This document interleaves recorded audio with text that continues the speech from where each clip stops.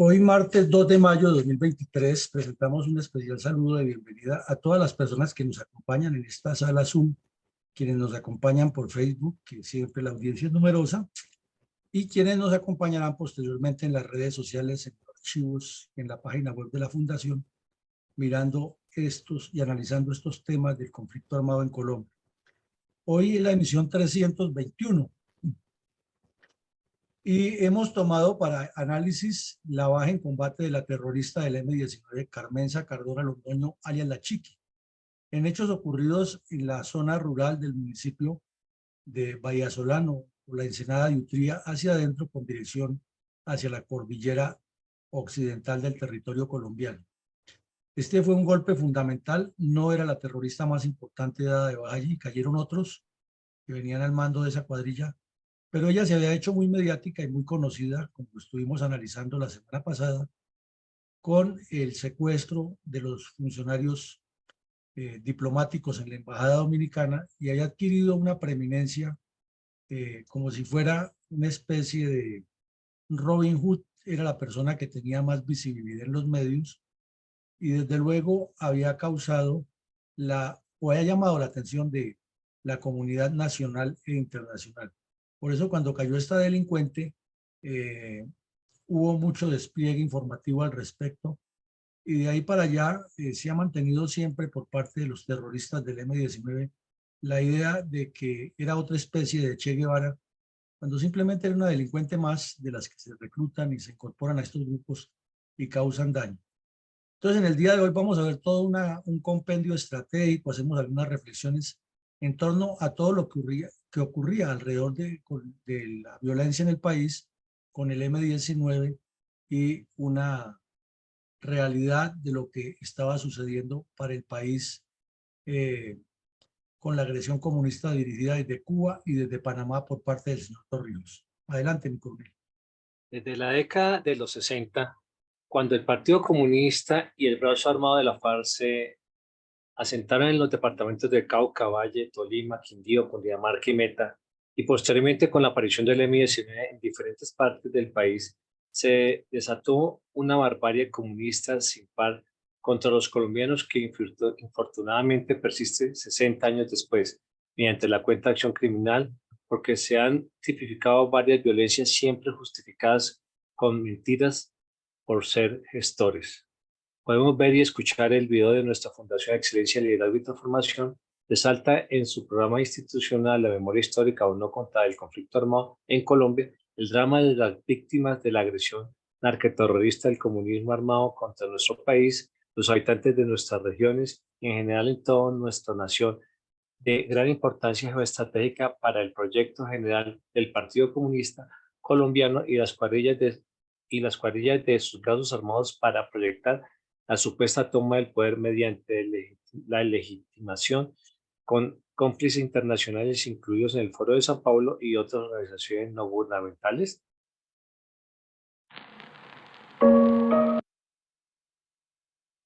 ¿Qué pasó? ¿Qué pasó? ¿Qué pasó?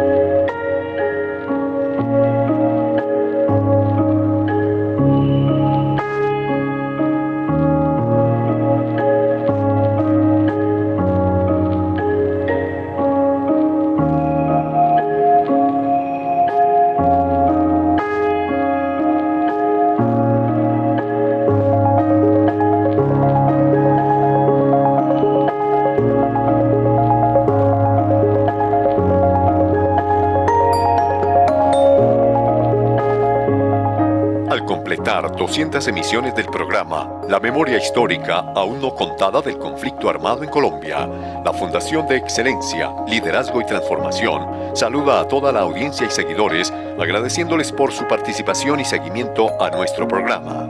Los invitamos a seguir participando para coadyuvar a la formación de país y continuar con ese proceso de identidad y unidad como nación. Al completar 200 emisiones del programa institucional La Memoria Histórica aún no contada del conflicto armado en Colombia, la Fundación Excelencia, Liderazgo y Transformación celebra con regocijo haber podido compendiar en un solo documento fílmico todos estos hechos que no pueden pasar al olvido por la trascendencia de lo ocurrido. Al mismo tiempo, presenta a nuestros teleaudientes un mensaje de fe y esperanza en Colombia y que construyendo la verdadera historia, multiplicando la verdad y contando las cosas como pasaron, podemos pensar en una patria mejor y en hacer cosas más productivas por nuestro destino.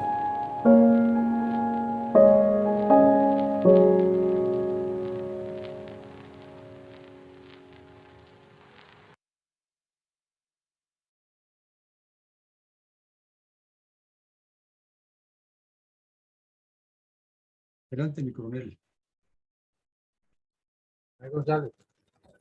Mi coronel, ¿cuáles son las características geoestratégicas generales del área selvática en cercanía a la bahía de Utría, municipio de Bahía Solano, al occidente del país sobre la región Pacífico? Pues, mi coronel, es una ensenada grandísima, una especie de bahía gigante que hay en el occidente de Colombia sobre el mar Pacífico.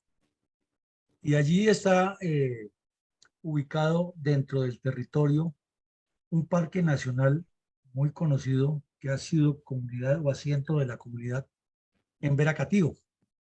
Y sobre la costa existen pues algunas pequeñas islas y también construcciones, sobre todo de afrodescendientes.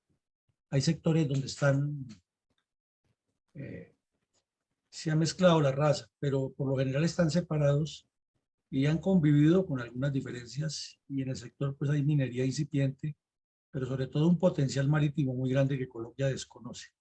Y al ingresar al territorio continental de Sudamérica, dentro de nuestro espacio colombiano, hay una selva tropical muy marcada.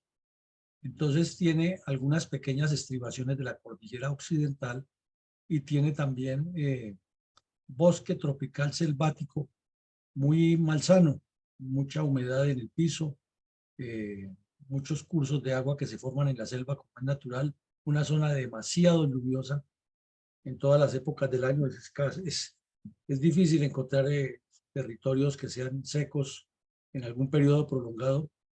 Entonces, ni el M-19 lo sabía cuando se metió por esta zona, ni el ejército tampoco tenía esa experiencia de combatir continuamente en una zona tan difícil. Allí ingresaron los bandidos, como vamos a ver más adelante, y se desarrollaron unas operaciones grandes alrededor de la Operación Córdoba, que era el epicentro de todo, dirigido por la 8ª Brigada. Pero en síntesis, la disposición geográfica muy compleja hacia el occidente del mar. Entonces, si una fuerza armada ingresa a la zona y es rechazada por otra fuerza armada y es llevada hasta el borde, queda con el mar como un gran obstáculo natural. Y si profundiza, comienza a encontrarse con muchas dificultades que fuerzan a quien camine por allí a andar exclusivamente por los caminos que existen o que han construido los indígenas y a notarse o hacerse notorio de que es presente allá. Con la circunstancia agravante que estos indígenas no querían a los bandidos porque ya habían tenido otras experiencias con otros grupos, y entonces los indígenas también ayudaron a combatirlos y se les complicó. De eso pues se ha escrito poco, se ha dicho muchísimo, y el M-19, los que vivían en otras cuadrillas sin ni siquiera haber estado allá, porque esa cuadrilla prácticamente desapareció, el M-19 sin conocer se ha encargado de mitificarlos y de traerlos como unos héroes y contando cosas que no son. Pasa lo mismo que con el ELN en Anorí. Quedaron prácticamente diezmados, no hubo una fuerza significativa que sobreviviera a la operación, pero por medio de la propaganda son muy hábiles y construyen unas narrativas con las cuales desprestigian y le dan la vuelta al asunto. Entonces, la región muy difícil, no apropiada para guerra de guerrillas para ningún grupo, a menos que estén muy compaginados con los habitantes de la región, lo cual no ocurrió y por eso vamos a ver los resultados de lo que finalmente sucedió. Adelante, mi coronel. ¿Quién era Carmenza Cardona Londoño, alias La Chiqui o Norma, también conocida como la novena oficial del M-19 durante el asalto terrorista contra la Embajada de la República Dominicana en Bogotá en 1980? Bueno, antes de pasar a contestar la pregunta, me presento estas láminas porque son interesantes para quien quiera profundizar más en el conocimiento de los hechos como sucedieron. Como vemos, la zona es bastante nublada, llueve muchísimo. Mi coronel González, que es piloto experto, nos explicaba la vez pasada con otros casos también ocurridos en el Pacífico, el cambio de temperaturas de las aguas del mar con la atmósfera produce permanentemente esta nubosidad sobre la zona que dificulta cualquier operación aérea o la pone en riesgo. Y en la medida que si avanza hacia el occidente, hacia el oriente, mejor, desde el occidente, es decir, en profundidad hacia adentro, como miraríamos este mapa, que está aquí, entero láser. Hacia el occidente vamos ingresando a la cordillera occidental y la zona sigue siendo muy boscosa, muy quebrada y con unos pliegues que obligan a quien va a transitar por allá a meterse necesariamente en los caminos. Ahora, respecto a su pregunta, aquí esta es una foto de esta joven cuando era profesora en el Valle del Cauca. Y últimamente han comenzado a casi santificarla en los medios de comunicación y ya han utilizado hasta los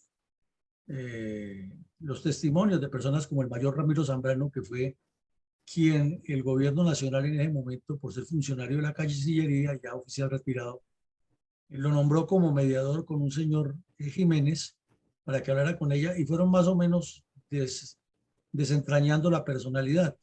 En síntesis, ella era hija de unos artesanos en el Valle del Cauca, una muchacha inquieta, había nacido en 1953.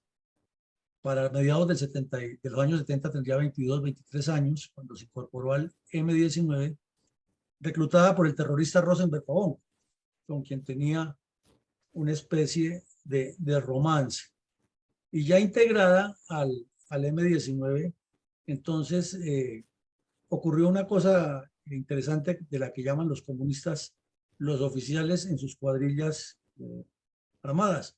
Resulta que todo comunista dice que no debe haber grados, que todos son iguales, que lo que hay es responsables políticos, responsables armados, responsables de la escuadra, responsables de la guerrilla, responsables de la compañía guerrilla, etc.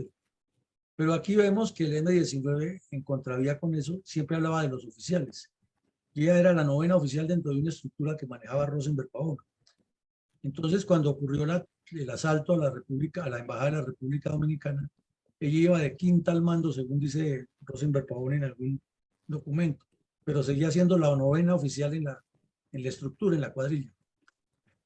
Fue una persona que tuvo, pues como todo ser humano, algunas cualidades especiales. Una de las que ella tenía hablaba muy bien, tenía facilidad de expresión, y como había estudiado varias carreras, porque ella fue de esos comunistas que entran a las universidades y no van a estudiar, sino van a formar cuadrillas subversivas y grupos armados.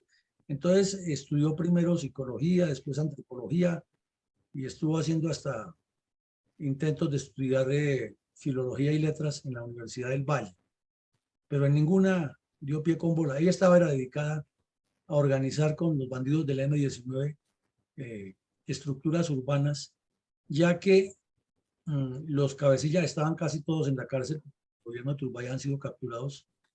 El más conocido era, o los dos más conocidos eran Toledo Plata y Jaime Bateman, que estaban libres, otros ya estaban presos.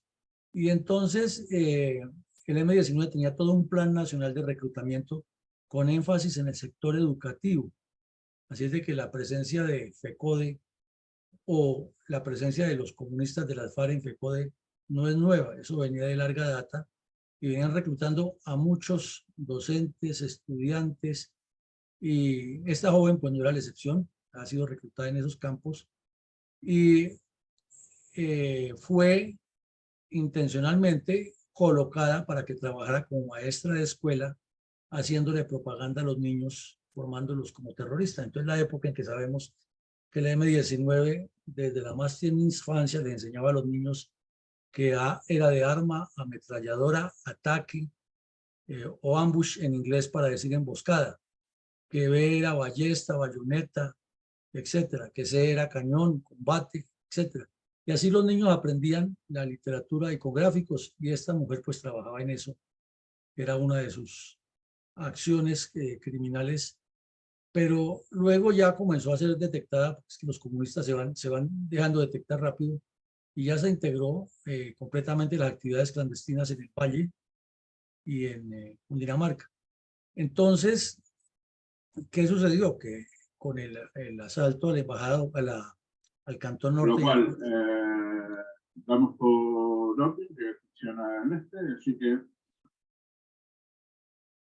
Con el robo a las armas en el Cantón Norte, fueron capturados varios cabecillas del M-19 y decidieron hacer la toma de la Embajada de la República Dominicana para pedir que 311 terroristas salieran de la cárcel. Y ahí es cuando ella aparece en el escenario público, y como ya lo habíamos anotado en el día que analizamos la toma de la embajada, todo el mundo sabía quién era ella, y en el pueblo la conocían perfectamente por su estatura, pero andaba con esa capucha puesta más por uniformidad. Y después se tuvieron muchos cuentos de que tuvo un poco de romances con los secuestrados, que tomaban trago, que estaban, como decía Bateman, la revolución es una fiesta y un sancocho. Dentro del M-19, parece que tenía bastante ascendencia con los demás terroristas, porque era muy organizada y muy disciplinada. Cuando tenía el mando de grupos pequeños, cumplía las tareas con mucha convicción. Pero también eso es parte de la propaganda y el endiosamiento que le quieren dar. A grandes rasgos, esa era la personalidad de esa muchacha, mi colegio. ¿Cuáles podríamos detallar como antecedentes estratégicos de la operación militar que condujo a la baja de combate con el Ejército Nacional en abril de 1981 de la terrorista del M-19 Carmenza Cardona Londoño, alias La Chiqui o Norma, en el área selvática de Utría, en el municipio de Vallasolano, Chocó? Pues, en primera medida, como lo mencionamos, el robo de las armas al Cantón Norte, que aquí lo analizamos en 2 episodios, fue un golpe durísimo para el Estado colombiano, para las fuerzas militares, para el ejército, en particular para la Brigada 13. El comandante era mi general Miguel Vega Uribe, y la reacción del ejército fue muy dura, fue contundente, fue demoledora. Y aunque no se recuperaron todas las armas, se recuperaron otras y se capturó prácticamente a toda la dirigencia del M-19.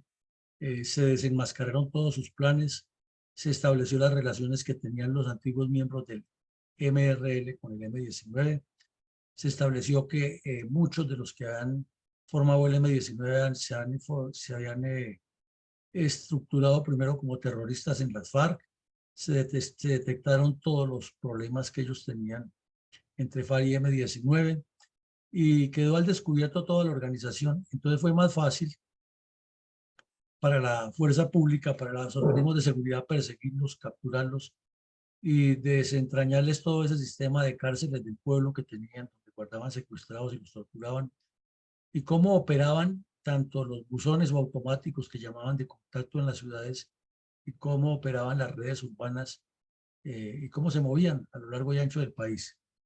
En segunda medida, algo que hasta ahora lo comienzan a reconocer ellos, porque no lo reconocían antes, es que tenían una relación directa con el señor Torrijos de Panamá.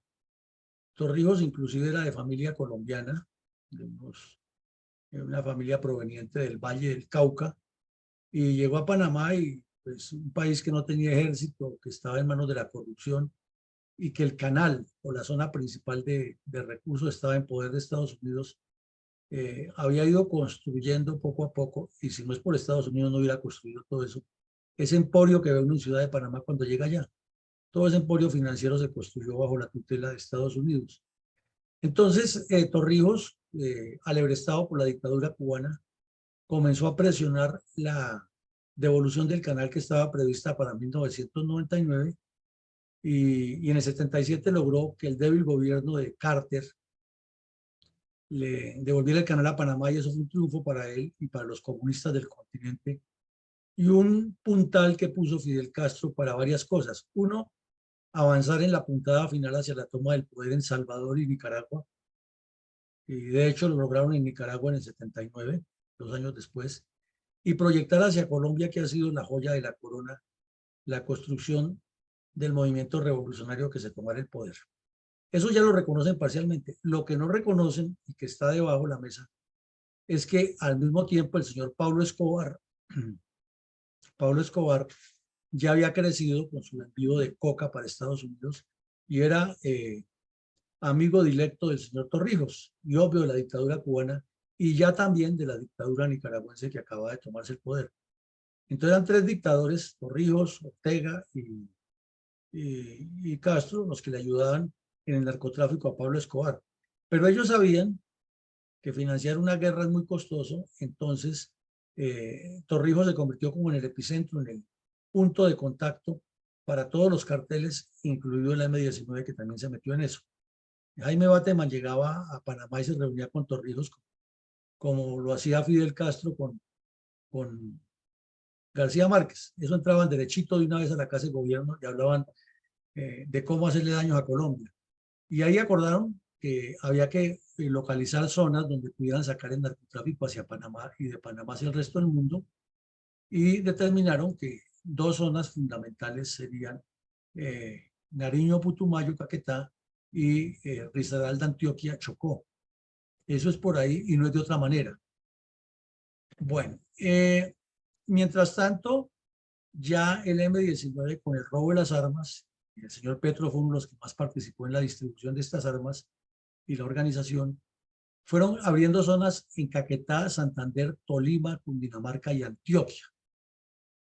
Entonces, ¿cuál era la finalidad de la de Antioquia? Era aproximarse hacia el occidente de Antioquia por la zona de Peque y la zona cafetera, pero buscando la salida hacia el Pacífico. Entonces, la entrada de este grupo terrorista que cayó la Chiqui tenía 2 misiones. Una, hacer el reconocimiento de la zona desde el Pacífico hasta Antioquia y Risaralda, y 2, abrir las zonas de salida de la droga hacia ese sector y comenzar a cultivar coca en la zona y desarrollar la infraestructura de laboratorios y campamentos, etc. Y lo mismo hicieron por Nariño, entraron por Tumaco. La idea era abrir un camino por Tumaco, subir a la cordillera y descender al Putumayo y tener como una especie de círculo, una especie de rodeo a toda la zona de Nariño y el Putumayo, para sacar droga, también sacar coca de ese sector. Bueno, era muy marcada ya la presencia internacional del M-19. Tenían contactos que los venían trabajando los rebeldes colombianos desde la época del MOEC y del MRL, porque es que todos los terroristas que dirigieron el M-19 pasaron todo ese proceso. Eso es algo que casi no cuentan. Ellos estuvieron en el MRL, en la FARC, el Partido Comunista, integraron algunos el ELN y luego se pasaron para la FARC, luego para el M-19, otros estuvieron en el EPL, no se hallaban y es otra parte de la historia que tampoco se cuenta. Lo que sí tenían eran los mismos sistemas, ¿no? Reclutar estudiantes, reclutar campesinos, reclutar sindicalistas y generar toda esa construcción de estructuras clandestinas. Hubo un incremento de reclutamiento, siempre el M-19 tuvo, y esa fue la divergencia principal de Jaime Bateman, Jacobo Arenas y Tilo Fijo, era que ellos miraban que la revolución tenía que ser campesina. Y Bateman, en el libro Siembra vientos y recogerás tempestades, le cuenta a Olga Bear que él partía del principio de entrar en contradicción con las FARC, porque las FARC casi que a rajatabla estaban convencidos que un campesino, por el solo hecho de ser campesino, ya iba a ser buen guerrillero. Y Bateman decía que el guerrillero debía ser mucho mejor hablado, con mucha más habilidad y organización de masas y con mucha más capacidad mental e intelectual para manejar los procesos de información y de formación de otros cuadros, lo cual el campesino podía tenerlo por naturaleza, porque hay campesinos muy inteligentes y con habilidades de liderazgo, pero no tenían la formación que requería eso. Entonces la podían adquirir por medio del Partido Comunista y las FARC, en efecto lo hacían, o por Jacobo Arenas, que era el profesor predilecto, pero se demoraban más tiempo.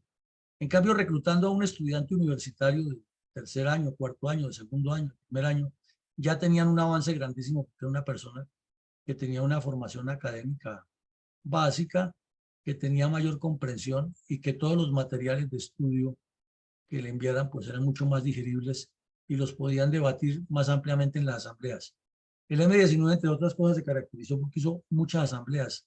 Eran muy dados a la crítica, a la autocrítica y la reflexión en torno a lo que sucedía. También había un antecedente de secuestros, tanto extorsivos como el gerente de las CIAS, como unos funcionarios de empresas extranjeras, y también secuestros políticos con el fin de causar terror, como fue el caso de José Raquel Mercado y otros. Y además unos secuestros propagandísticos de periodistas y personajes de conocido espacio en la vida nacional, pero en algunos de esos casos también hubo autosecuestros porque se volvió como de moda ser secuestrado por el M-19, ya que aparecía en pantalla todo el tiempo y se volvía famoso. Y había una propaganda intensa por parte de estos grupos criminales que integraban las cuadrillas del M-19, y todas enfocadas en dos asuntos fundamentales: con el pueblo y con las armas al poder, pero al mismo tiempo hablando de paz. Igual al ELN, igual a las FARC, igual al EPL cuando han negociado. Es que estamos haciendo la paz, pero tenemos que tener las armas, porque si no, ¿quién nos garantiza? O sea que esa frase del mono jojoide, que es que a uno lo respetan con un fusil en la mano, no es de él, siempre ha sido lo mismo. Y inclusive las FARC la manejaron siempre, desde sus inicios, con el argumento de que si entregaban el fusil, nadie los volvería a visitar por allá en la selva. Y probablemente tenían razón, ¿no? Si entregan el fusil, ¿quién los va a visitar si ya no son un peligro? Y además porque los políticos de siempre, pensando en enriquecerse y manejar el poder, tampoco es que les importe solucionar los problemas que utilizan los terroristas para justificar el reclutamiento y la violencia.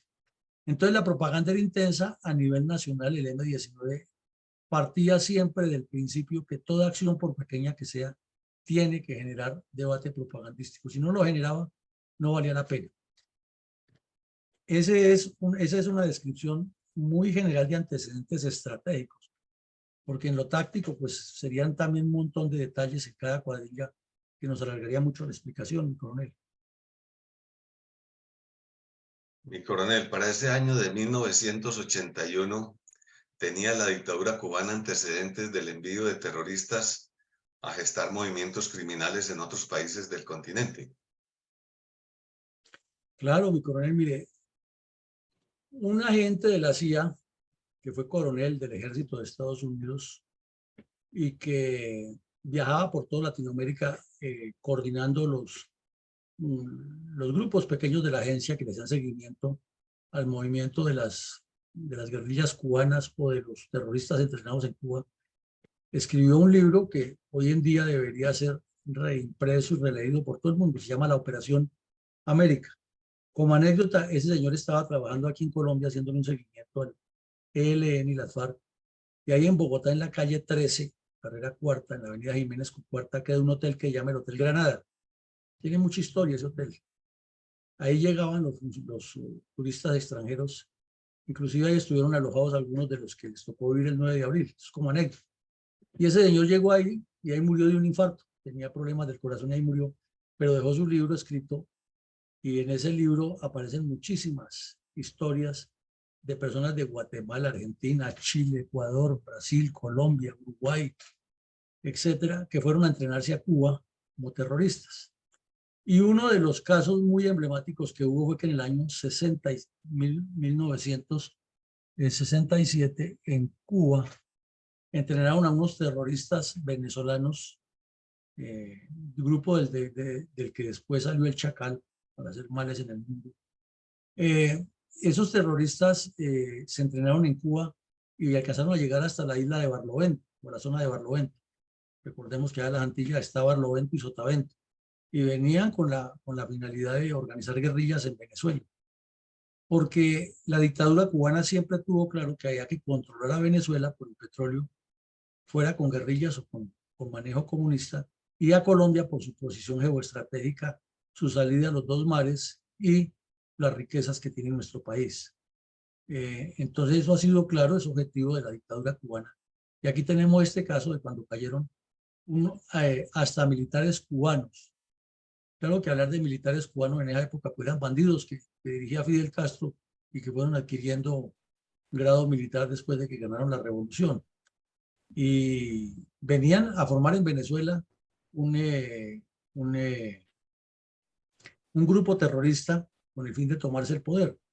Y pues allá tuvieron también una etapa grande, la lucha contra Bandera Roja y otros grupos, que pues no es el caso recordarlos hoy. Y esta lámina que vemos es una foto de primera página del famoso periódico El Nacional, que tanto ha sido perseguido por la dictadura chavista y madurista hasta desaparecerlo primero de las páginas físicas y luego del internet, y haberles expropiado toda su infraestructura. Este periódico siempre fue el diario por excelencia de seguimiento nacional, y allí quedó muy claro toda la historia de esa fallida expedición cubana. O sea que el modelo no era nuevo, era el mismo estilo de tener terroristas en Cuba, enviarlos a un sitio determinado para que iniciaran luego el proceso del crecimiento, porque así lo determinaba la dictadura cubana y es el plan de ellos sobre Latinoamérica. Adelante, mi coronel.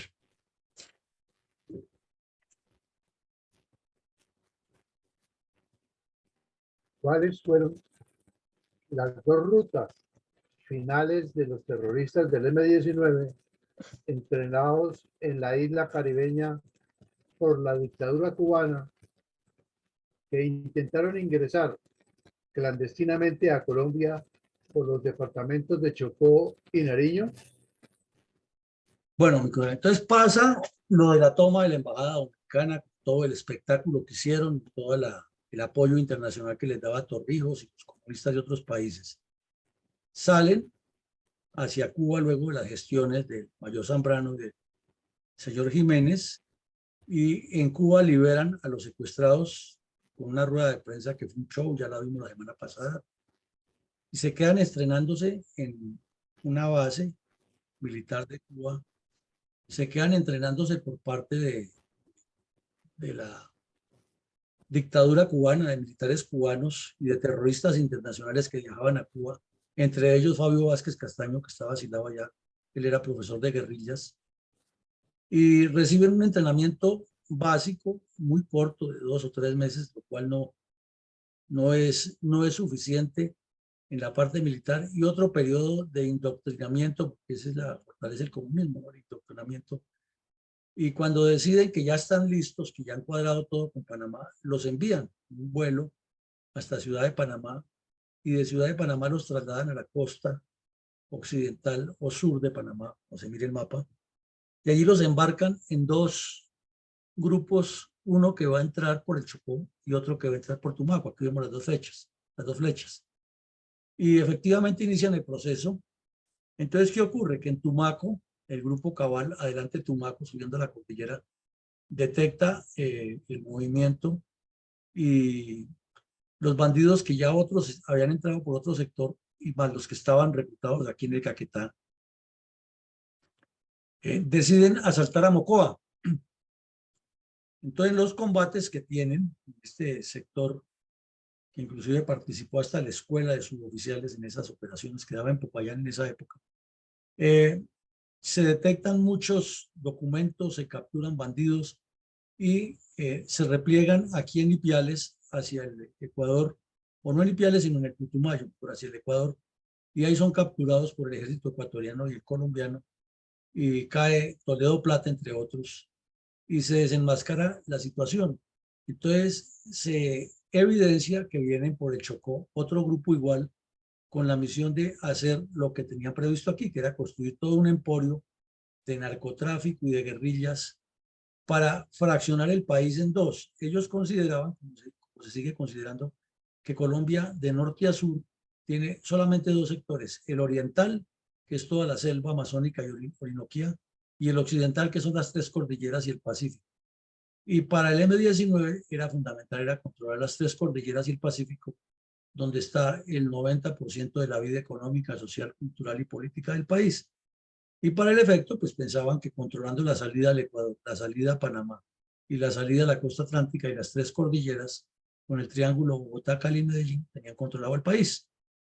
Y entre tanto, en Manizales, Pereira y Armenia construían las redes de apoyo con el reclutamiento de personas cualificadas. O sea, el plan era ambicioso y diéramos que desde el punto de vista subversivo, bien concebido, pero es que desarrollar todo eso y lograr el éxito que se planeaba, pues se requeriría muchos años y no a la carrera, como querían todo abortar la revolución. Y por eso Jacobo Arenas los llamaba los extremoizquierdistas infantiles que querían coger el sueño con las manos, el cielo con las manos. Entonces se desplazaron por estas dos zonas, pero así fue que se detectó la operación, inclusive la relación de García Márquez con ellos, que ya la veremos más adelante, y que generó todavía más conflictos y más problemas en el mundo. Por esa razón, la 8ª Brigada, que tenía la zona de Chocó y el Viejo Caldas, es decir, Risaralda, Caldas y Quindío, recibió la orden de operar hacer la operación Córdoba, y cuando ya se detectó por dónde venía la columna, porque los indígenas también comenzaron a contar, es más, tuvieron hasta combates con los indígenas y algunos de los bandidos muertos fueron por acción de los indígenas que no querían ver bandidos en la zona. Y ahí fue necesario enviar hasta la agrupación de fuerzas especiales a que apoyara la operación, porque había objetivos grandes y se lograron. Pero en síntesis, esa fue la forma como ingresaron el M-19 y el plan que tenían, que era de narcotráfico y de construcción de emporios terroristas de filiación comunista sobre la cordillera occidental y sobre la cordillera oriental y el piedemonte amazónico. ¿Cómo resaltó el terrorista Carlos Toledo Plata, para la época máximo cabecilla del M-19, los aportes criminales de Carmenza, Cardona Londoño, Ariel Lachique o Norma a esa agrupación delictiva? Esta carta está escrita a mano, o este documento con el cual se exalta la vida de esta terrorista, y lo firma Carlos Toledo Plata. Ayer hizo 42 años. Él ya estaba preso, para esa época ya estaba preso, en el grupo Cabal, que fue donde lo capturaron. Y escribió una cosa como que él se había enterado de la captura de esta señora, perdón, de la muerte de esta señora, y escribió que pues no sabía si estaba muerta o no, pero que le rendía un homenaje, y llama la atención es la pulcritud de la letra con que escribe. Este señor pues era médico y no tenía letra de médico por lo visto, o alguien de los que estaban detenidos con él le dictó y elaboraron este documento, pero pues resalta muchas cosas y obviamente ataca a las fuerzas militares y ataca al Estado y ataca al establecimiento, y dice que esta muchacha era una gran revolucionaria, una gran líder, como el mismo cuento de siempre, no hay muerto malo, pero querían ir con esto era formar como un ícono, y no hay tal, pues era una muchacha que perteneció al M-19 y que por organización del grupo criminal le tocó ser visible durante el asalto a la embajada, pero no era ninguna persona que moviera masas ni que tuviera un liderazgo probado, porque además no estaba dentro de la estructura que crecía. Y aquí dice Toledo Plata que si no hubiera muerto, posiblemente hubiera hecho mucho más por la revolución. Seguramente sí, porque se volvió como un referente para muchas mujeres y era una forma que tenía el M-19 para poder reclutar jóvenes de sexo femenino, induciéndolas a que siguieran el ejemplo de la Chiqui. Eso más o menos es el entorno de lo que quiso decir el señor Toledo Plata. Y coronel, ¿quién era la terrorista Marta Gisela Restrepo Valencia, de 20 años de edad? Caía en combate al lado de alias La Chiqui en las selvas del Chocó en el año 81. Pues esta muchacha también era del Valle del Cauca, nació en Cali iba a cumplir 20 años cuando ocurrieron los hechos, había sido estudiante de un colegio público de secundaria muy conocido en Cali que se llama el Eustaquio Palacios. Y allí hizo parte en los años 70, desde sus 14, 15 años, de los líderes estudiantiles y de los que salían a tirar piedra. Y además era una buena deportista esta joven, y el M-19 de que le dio los rasgos distintivos de líder estudiantil. Y en una época en que los líderes estudiantiles terminaban todos en la JUC, todos, porque los docentes los metían.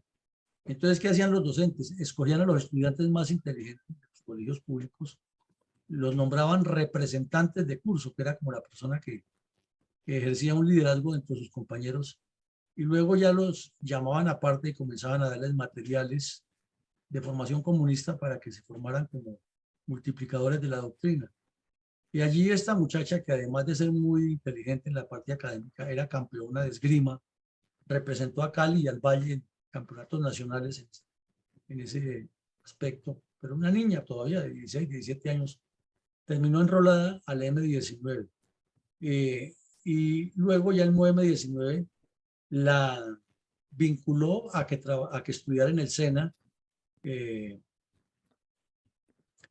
como algún estudio técnico con el fin de colocarla dentro de una empresa a que trabajara en el sindicato, y efectivamente había una fábrica de papel muy conocida en ese tiempo, Celanese, y allá terminó trabajando, pero colocada por el M-19 ya con la función de trabajar dentro del sindicato.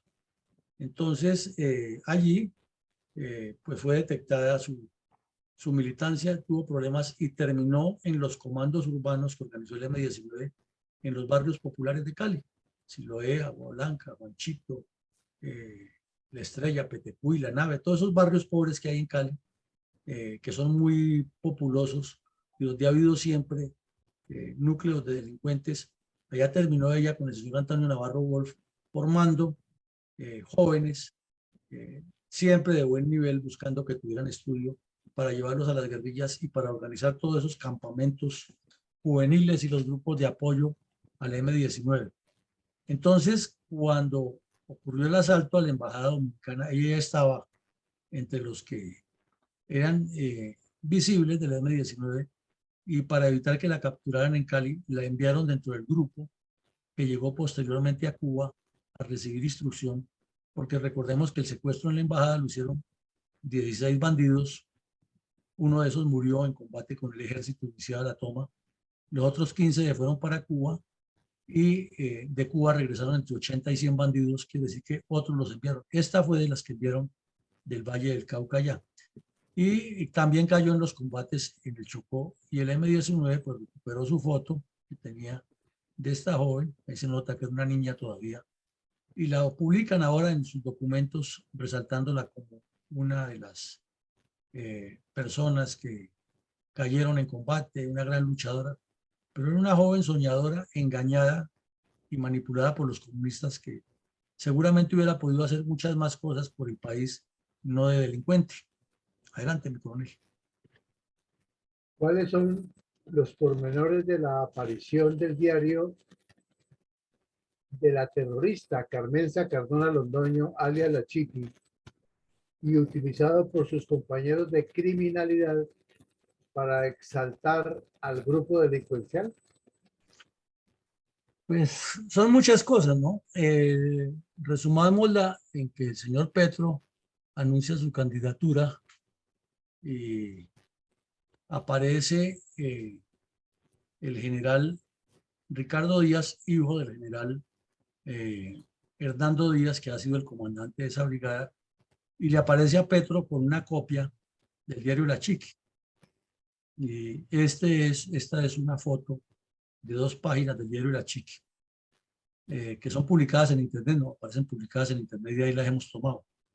¿Cómo llegó este diario? Resulta que cuando el ejército, en una operación, en desarrollo, la operación Córdoba, la dio de baja a ella y a otros bandidos, pues en el morral le fue encontrado este diario. Como se nota, estaba llevado a mano con una buena letra y con una pulcritud que denota que era una persona organizada y disciplinada. Y allí cuenta pues la vida de un bandido en el monte, ¿no? que llueve, que hace calor, que pesa mucho el morral, que las dificultades, que la lucha, que ellos siguen avanzando, los problemas que hay ahí dentro de ellos, algunas remembranzas de lo que han vivido en Cuba, pero tampoco es que sea un documento que contenga pues una información estratégica y que sea eh, el referente de una gran líder revolucionaria. No, es un texto. Además, otros bandidos también llevaban diarios. No solo existió ese diario de ella, sino otros.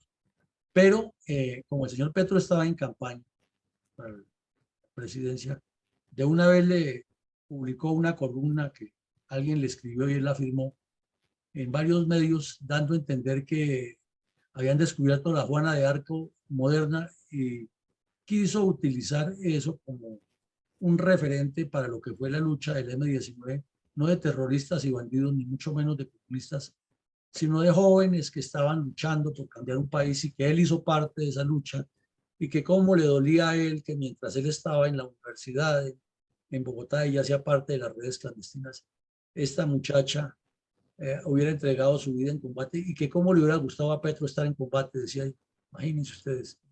Entonces, pues en realidad aquí lo que se le hizo fue un daño terrible al país, a la historia, por parte del general Díaz, entregándole este documento a Petro, porque en la medida que avanzan los acontecimientos, ahora se quiere presentar de otra manera la operación con la circunstancia agravante del complique que tienen los archivos militares que no se guardan los documentos como son, y menos en esa época. Además, como fue una operación que se hizo con agregaciones y con segregaciones y en una zona difícil, y en un momento en que el ejército se vio obligado a replantear sus formas operacionales de manera abrupta, pues tiene su complique, pero aquí lo que hay es un daño terrible habiendo publicado este documento que no tiene nada de extraordinario, nada de extraordinario.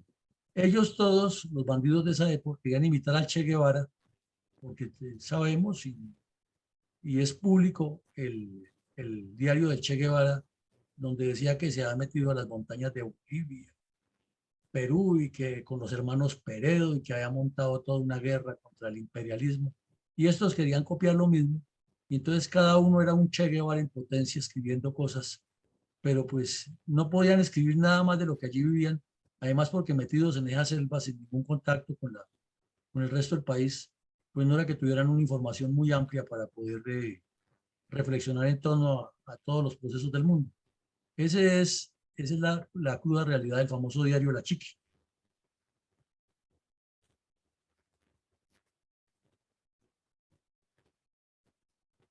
Adelante, mi coronel. ¿Quién era José Elber Marín, alias Roberto, el cabecilla de los terroristas del M-19 que pretendían entrar por el Chocó y asentarse en los límites de Antioquia y Salda como un enclave apto para el narcotráfico y la diseminación del terrorismo en el occidente del país?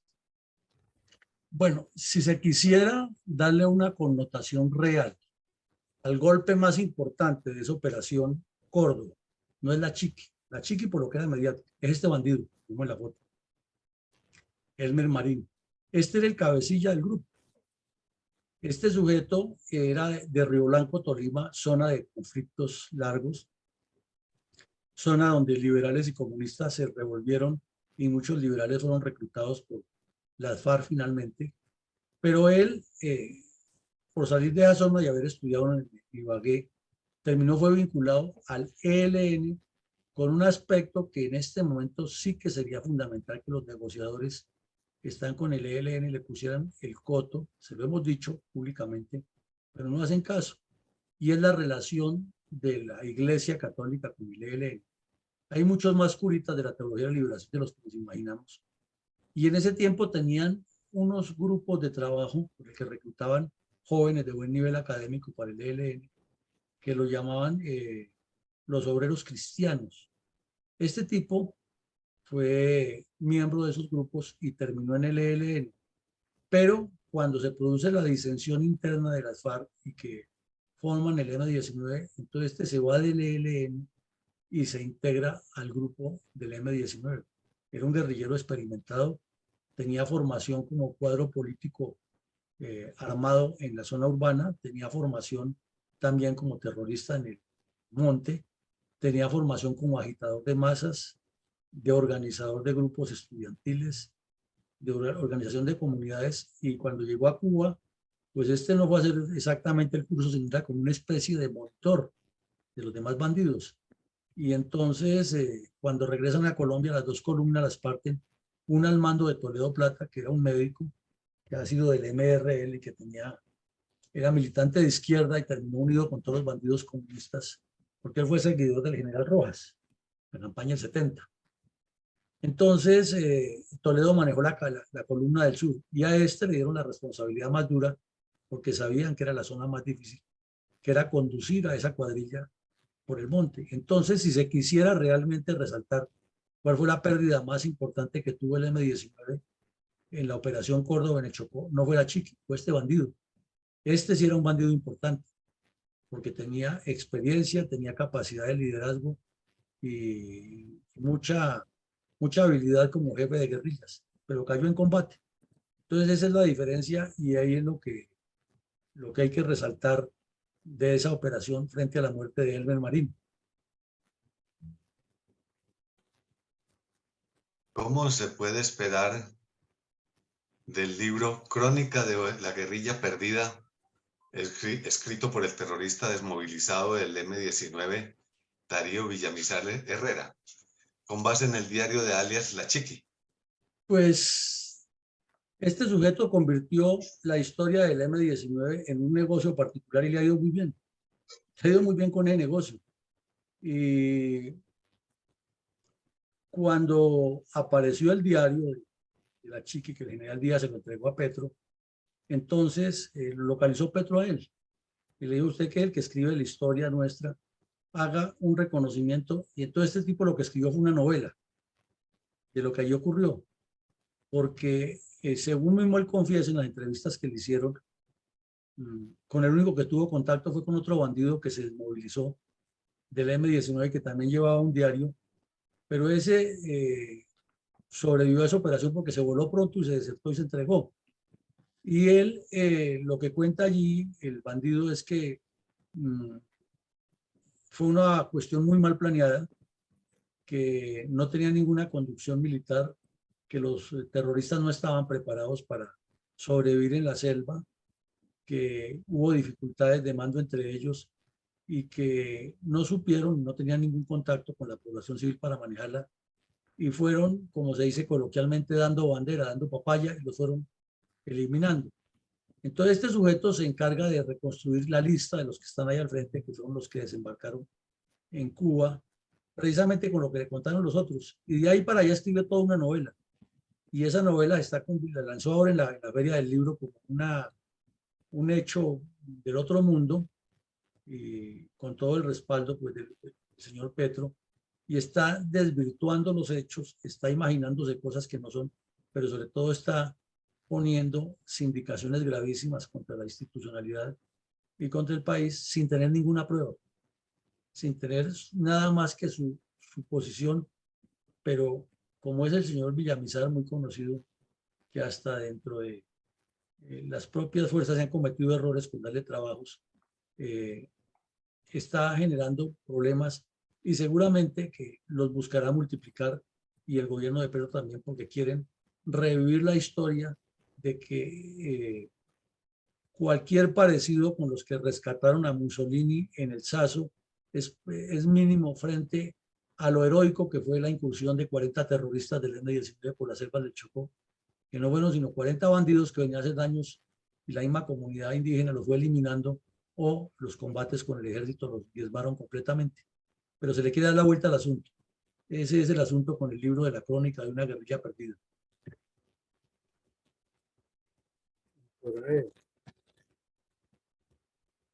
¿Cuáles fueron los motivos de la calculada y propagandística salida de Gabriel García Márquez a México para asilarse allí? Bueno, Rafael Santos, uno de los dueños de la Casa Rafael Santos, escribió esta columna muy dura en el tiempo. Él se identificaba con el alias del Ayatollah y escribía una columna que siempre era fuerte respecto a algún problema del país. Y aquí le da en esta columna una garrotera tenaz a García Márquez. ¿De dónde surge el tema? Que con base en los documentos que encontraron y los testimonios que se encontraron golpeando al M-19 allá en la frontera con Ecuador, se determinó que García Márquez no era solamente amigo de Torrijos y de Fidel Castro, porque eso era público, ¿no? Recordemos que García Márquez estuvo hasta en Nueva York de corresponsal de una revista de izquierda y allá los gringos le quitaron la visa y le tocó irse de Estados Unidos y se fue a México y ahí se quedó con los comunistas mexicanos mucho tiempo. Luego regresó a Colombia a seguir instigando la violencia, instigando las guerrillas con su argumento de que era el intelectual, el analista, el hombre que lo convertía en novela todo lo que decía y se volvía una realidad. Y hubo muy serios indicios de que todo ese planeamiento de esas dos incursiones por el Chocó y el Putumayo o Nariño hayan sido coordinadas en parte por él. Y eso naturalmente pues generó suspicacias y parece que le iban a allanar la casa, parece. Pero no faltó el traidor que lo llamó, filtró la información y entonces el señor alcanzó a volarse acompañado por la embajadora de México, que ya era un país que ha tenido serios cuestionamientos por el rol que cumplió durante la toma de la embajada dominicana, ya que aquí vimos que el embajador de México participó muy directamente y decía que lo mejor era entregarles todo lo que pedían los bandidos, porque ellos pedían $50 millones y pedían la liberación de 311 terroristas de las cárceles. Y el gobierno Turbay con General Camacho la iba a hacer la banda y no nada. Y le recogieron apenas $3 millones y eso fue lo que les entregaron de acuerdo con el mayor Zambrano. Entonces,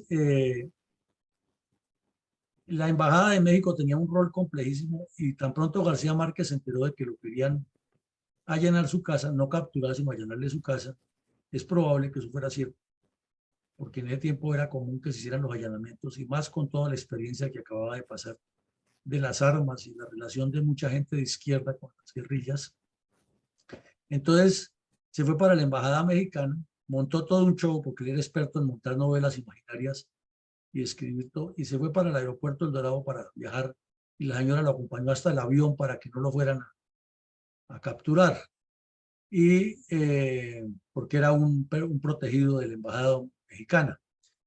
Entonces la señora Margarita Vidal, que era la periodista estrella de la época, le hizo una larga entrevista en la cual García Márquez ni desmiente ni tampoco afirma que él sí tenía que ver con esto. Lo cierto es que terminó viajando a México y en menos de un año García Márquez fue, gracias a las gestiones de Fidel Castro y de la dictadura soviética, nombrado Premio Nobel de Literatura. Entonces, esa entrevista que publicó la revista Cromos es muy diciente. Él dice que él era amiguísimo de Fidel Castro, que se reunía con él permanentemente, y deja soslayado que ahí estaba metido Torrijos. Pues Torrijos hasta el día de su muerte, la CIA sí le tenía toda la información completa, pero en Colombia siempre hay una sospecha de que colaboraba con las guerrillas y mucho menos se sabía que estaba con el narcotráfico, ni mucho menos que hacía parte de ese triángulo Fidel Castro, García Márquez y Torrijos. Entonces, el ayatolá, este señor del tiempo, sabemos que el periódico El Tiempo no es que sea de derecha, al contrario, es más bien tendiente a la izquierda, escribía muy fuerte y aquí dice que fue un viaje gratis, que fue un montaje, que fue un show, y pone de manifiesto que en la entrevista con Margarita Vidal quedó muy claro cuáles eran los verdaderos nexos de Fidel Castro con los comunistas en el continente. Y aquí vimos que ya después, cuando volvió a Colombia, ya entraba sin ningún problema, pasados los años, en algún momento el periódico Voz le publicó también una nota en primera página en la cual Gabo reconoció que él militó en el Partido Comunista en los años 50 y que fue uno de los facilitadores de las guerrillas en el en el oriente del Tolima. Entonces, si se suma una cosa con la otra, sí tenía razón Ayatollah cuando dijo que fue un viaje gratis a México, pero sobre todo que fue un show publicitario que manejaron muy bien y luego lo legitimaron con un premio Nobel de Literatura. Adelante, mi coronel. Al término formal de cada episodio de la memoria histórica aún no contada del conflicto armado que realiza nuestra fundación, usted siempre hace un balance puntual de reflexión respecto a los hechos del conflicto que analizamos a diario en este espacio de opinión y estudio científico de la violencia comunista contra Colombia. ¿Cuáles son las reflexiones estratégicas acerca de la baja en combate con el Ejército Nacional en abril de 1981 de la terrorista del M-19 Carmenza Cardona Londoño, alias La Chiqui o Norma, en el área selvática de Utría, en el municipio de Vallasolano, Chocó? Bueno, en primera medida, afortunadamente ese diario no se publicó a tiempo, porque imagínense ustedes, en manos del Premio Nobel de Literatura, ese diario la habían convertido como la Juana de Arco moderna. En segunda medida, vamos a reflexionar un poco alrededor de esto. Y es que hay dos cosas olvidadas allí. Una, las acciones terroristas del M-19. Ellos no entraron a rezar, no venían con el objetivo de ayudar a los campesinos, de fortalecer las comunidades indígenas, como dicen. Ellos venían con un plan del Partido Comunista Cubano de desarrollar un proceso de narcotráfico y terrorismo en Risaralda, Chocó, Antioquia y en el Putumayo. Eso no nos puede quedar la menor duda, pero al país se le olvida eso. Y se le olvida también que esta joven no era ninguna soñadora romántica de cambios sociales y políticos, sino que era una terrorista armada que cometió un secuestro, que participó en las heridas a un funcionario consular que estaba acreditado en Colombia y que hizo parte de los que amenazaban a los secuestrados, que si no les liberaban a 311 terroristas, ellos los fusilaban uno por uno. Eso no nos puede olvidar, ni le puede dar la vuelta de que se volvió buena persona después de muerta. En segunda medida, es claro que el robo de las armas, que fue un error de seguridad por parte de las fuerzas militares, ensoberbeció al M-19 y les dio como una patente, no de corso, sino de ímpetu, para creer que tenían la sartén por el mango y que podían hacer lo que les daba la gana cada vez que querían y que todo les cuadraba y que era un éxito su revolución, pero no contaban que dentro de las fuerzas militares, el Ejército Nacional, siempre había unidades dispuestas a ofrendar hasta sus vidas y combatirlos con contundencia, como les pasó ahí en el Chocó y en el Putumayo. En tercera medida, para el momento, el M-19 tenía un crecimiento exponencial. Ellos siempre han dicho, para disimular las cosas, que era por lo que se han robado todas esas armas, que ya tenían suficiente con que armarse. Pero al mirar ya más detalladas las armas, muchas de las armas que robaron eran inservibles, porque eran armas que han sido decomisadas a grupos criminales, porque eran armas que ya estaban fuera de servicio, que no las habían dado de baja, pero que estaban ahí en los inventarios, porque se las llevaron sin municiones, etcétera. Entonces, eso no es cierto, que ellos habían crecido solamente por las armas. Es que detrás había un aparato que tenía la ideologización de la dictadura cubana y la coordinación de la dictadura panameña para formar un emporio de narcotráfico y financiar la revolución aquí en Colombia. El M-19 fue el primer grupo terrorista colombiano que manejó el narcotráfico, y eso está explicado muy claro en mi libro El cartel de las FARC, no por documentos propios, sino de las mismas FARC, que lo explican.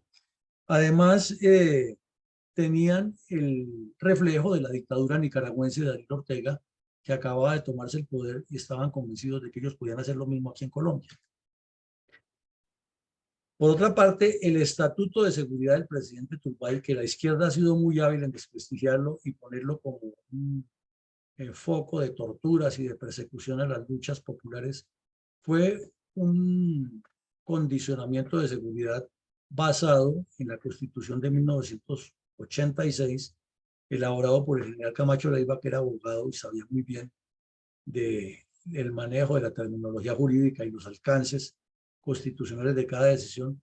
Y lo que se hizo fue una especie de estado de excepción con unas medidas muy concretas para que las fuerzas de seguridad del Estado pudieran allanar sin orden judicial en determinados casos. No era todo el mundo, sino casos donde la evidencia, la inteligencia fuera tan clara, pero además como una respuesta al robo de las armas, porque es que el Estado no se podía quedar con las manos cruzadas esperando a que los bandidos hicieran lo que les diera la gana.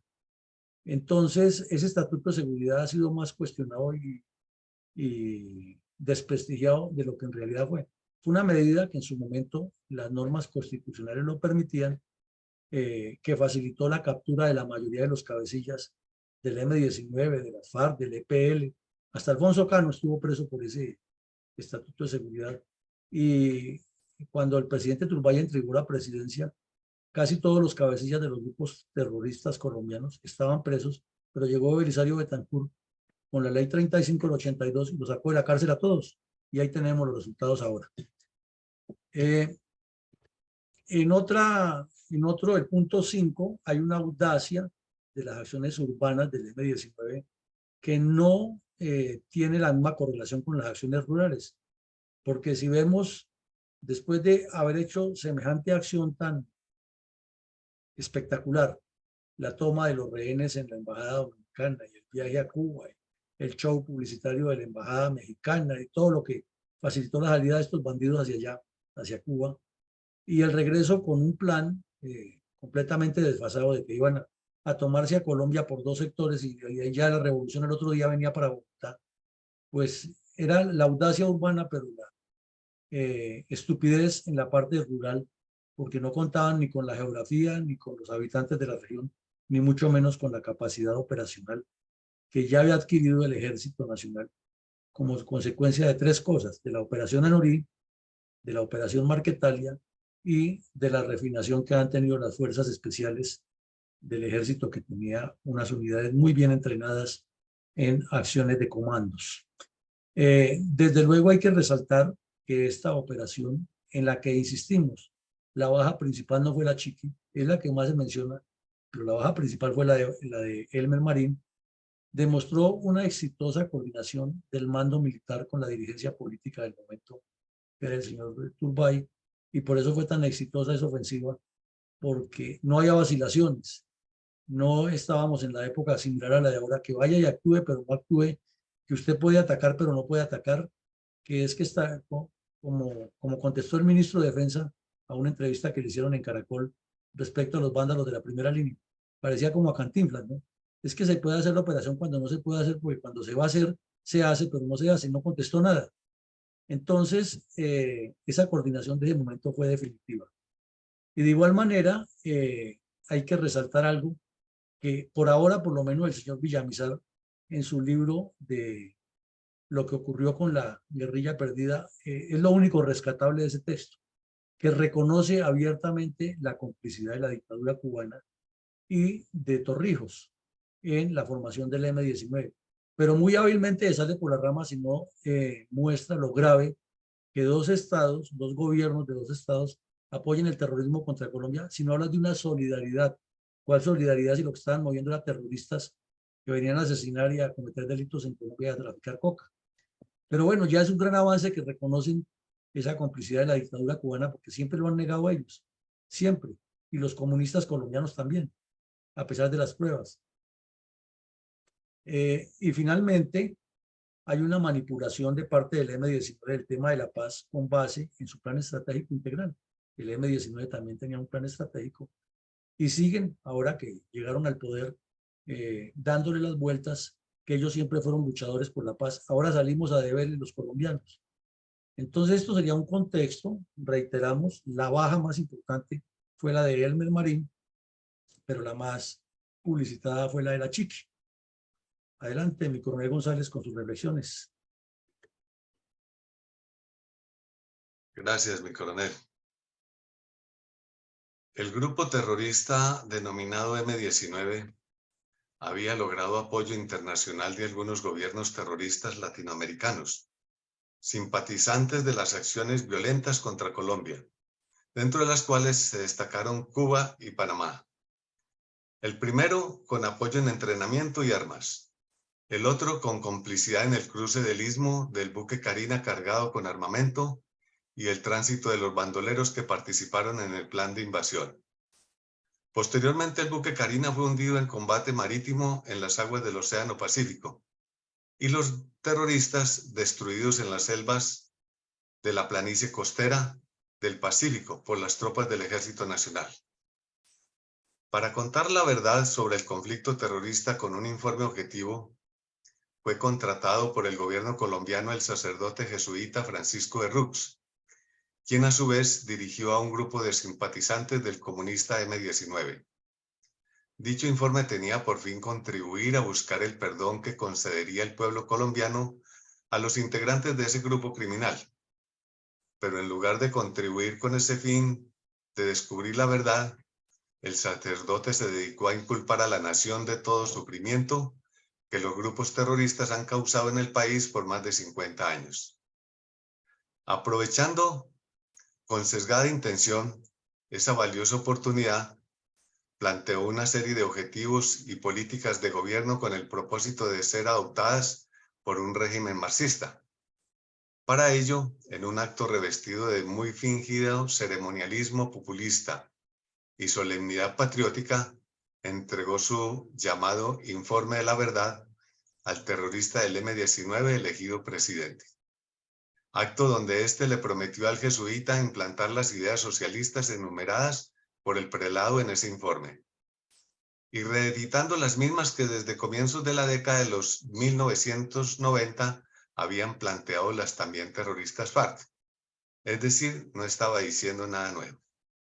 De esta forma, el religioso pretendió lograr sus planes políticos, quien durante toda su vida desde seminarista ha simpatizado con crear un régimen socialista, pues esa ideología ha sido importante en los dogmas de la Iglesia Católica, en especial de su comunidad religiosa de los jesuitas, religiosos practicantes de las dañinas teorías supuestamente divinas, denominadas como la teología de la liberación, el hombre nuevo, la conquista del pueblo, el guerrillero obrero y la conquista de Latinoamérica, también el poder popular, la doctrina social de la Iglesia y muchas otras, que con esos aviesos nombres de semántica religiosa ocultan teorías puramente marxistas.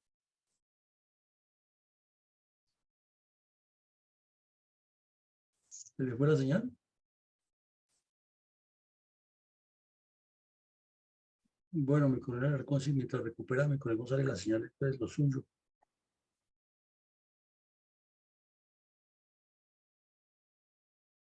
Mi coronel Alarcón. Mi coronel Alarcón debió retirarse, mi coronel. Ah, usted ya terminó, mi coronel, es que parecía que se le ha cortado. No, se me cortó también, pero no, perdí la nota. Entonces, más bien que siga mi coronel Vicencio. Bueno, mi coronel, muchas gracias. Sí, vemos esta bandida, esta guerrillera, la Chiqui, en la toma de la embajada fue un personaje que pues nos hizo mucho daño. Y como es relatado en el informe del coronel Villamarín, los bandidos del M-19 tratan de ingresar por el sur, por el centro, no para la toma del poder, sino para la toma del poder del narcotráfico que hoy todavía nos sigue afectando. Muchas gracias. Bueno, muy amable. Ya tengo la nota de mi coronel Alarcón, mi coronel. Ah, bueno, mi coronel, si es tan amable y la lee. Entonces, dice él, los izquierdistas expertos en mentir y distorsionar la verdad, vendiendo pajaritos de oro, medicamentos para las lombrices, el dolor de cabeza y cualquier cantidad de remedios, realizaban acciones asaltando y repartiendo los productos de camiones que se encontraban repartiendo alimentos de primera necesidad. Pero a todo eso le agregaban los secuestros, asesinatos, demás delitos criminales y acciones que causaron zozobra y muerte a su paso por zonas rurales a donde iban. Y muy a pesar de que el M-19 se inició como movimiento guerrillero urbano y retórica con discurso que venden en forma promesera, para muy seguramente hacer por debajo de cuerdas su accionar terrorista. Recordemos a Santos, quien volteó todo para hacer lo que le prometió el pueblo, porque eso era lo que quería, para abonarle a su inmerecido premio Nobel. Sin embargo, el populacho les comió cuento bajo la amenaza de que si seguía así, la guerra se vendría a la ciudad con mayor crudeza. Hoy estamos peor que antes. Ya en el poder, veíamos ingentes esfuerzos de figurar en el balconazo, cuando un gran porcentaje de los asistentes a quienes les dañó el puente de fin de semana, pues le dieron la orden de asistir voluntariamente obligados a la marcha del Día del Trabajo. Ya sin personalidad ni criterio propio, empiezan a imponer en nuestros coterráneos colombianos solo para salvar el puesto de trabajo, hecho que ha sucedido muchas veces sacando de oficinas y responsabilidades a los trabajadores oficiales de alcaldías y departamentos en todas partes. Por todo esto es necesario conocer, leer e investigar los hechos que se han desarrollado en la historia de nuestro país, especialmente los violentos que han marcado ese derrotero que tienen a muchos en el poder sin merecerlo, lo que ha proyectado una imagen negativa en las relaciones con el resto del mundo. Reiteramos y repetimos la recomendación de la Fundación, invitándolos a reunirse en familia con todos, especialmente los jóvenes, enterándolos de lo que fue y no se debe volver a presentar. Esta es la nota de mi coronel Alarcón. Bueno, mi coronel, muchas gracias. Entonces, para cerrar, resumiendo lo que usted dijo, lo que dice Vicencio y lo que dice mi coronel Alarcón. Uno, la verdadera memoria escrita por los actores que han causado el problema, pues la desvirtúan. Dos, que lo que se pretendía era construir un emporio de narcotráfico. Y tres, que se está aprovechando el poder que ahora consiguieron para desvirtuar la información. Por eso es tan necesario que desde las reservas de la fuerza pública y desde quien tenga la experiencia se faciliten los documentos y se le haga difusión a este tipo de programas. Pues llegamos al final de nuestro ejercicio académico. Los invitamos. Esta noche tenemos una actividad en la Fundación, que es el análisis en qué anda la oposición colombiana frente a todos los avances que ha hecho el señor Petro, que cada vez son más desafiantes, sobre todo con ese discurso de ayer del balconazo, que enfoca es a crear una especie de revolución frontalmente y a decir que él es el Salvador y si le dicen que no hay que salir a destruir el país. Esto es serio y queremos analizarlo muy a fondo. Entonces, los despedimos y les dejamos nuestro mensaje institucional como cierre.